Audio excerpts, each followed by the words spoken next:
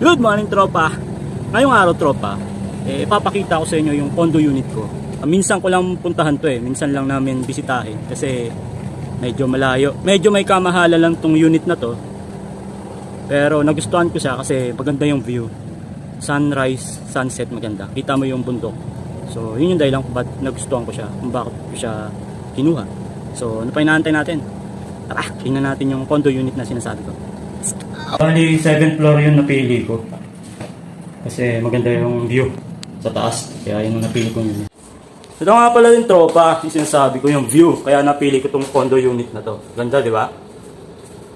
Ayan. Medyo may kamahalan to, tropa. 2,000 plus pataas. Per day. Per day ang bayad ko dito. Wala magawa sa pera Nga pala, tropa. Ay! Hospital pala ako. Gago!